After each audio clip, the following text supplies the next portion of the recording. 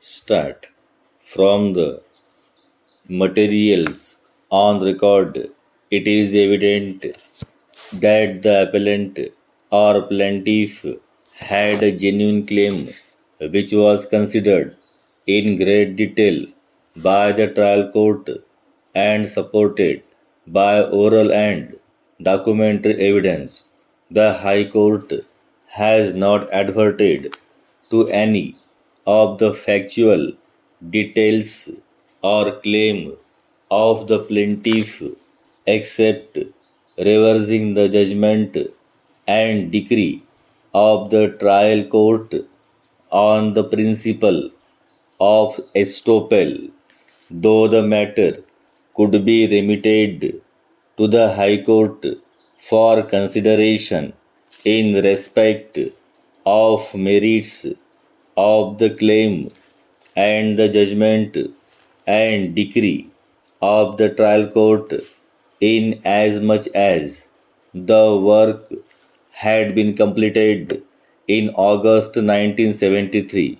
Final bill was raised on 31st March 1974. An additional claim was raised on 16th March 1976 to curtail the period of litigation.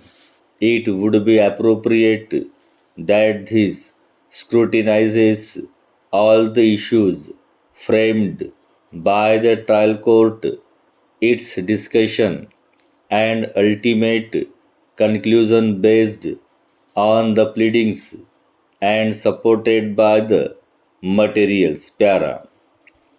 Issue number 15 in the trial court, judgment related to estoppel, which has been decided in favor of the plaintiff in respect of other issues relating to execution of extra work.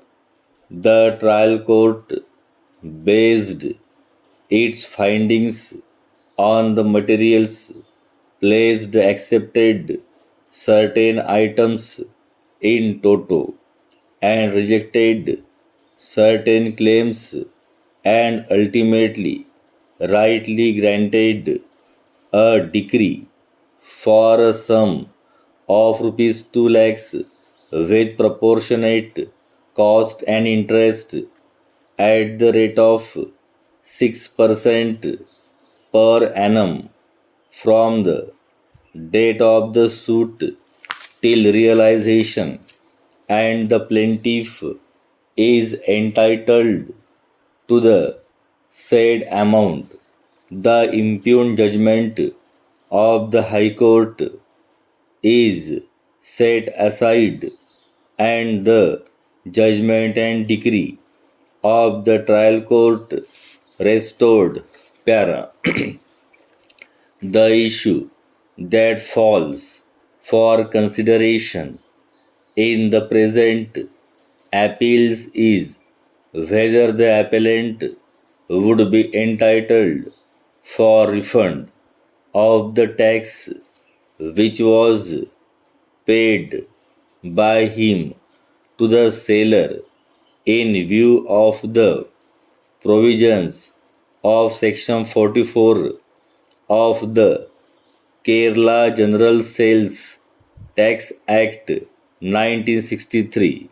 One additional issue which was urged at the time of hearing of the appeals and requires consideration by this court is as to whether the appellant would at all be entitled to claim exemption under Section 5, subsection 3 of the Central Sales Tax Act 1956, as at the time of sale the appellant could not allegedly show any evidence that it was the penultimate sale of tea.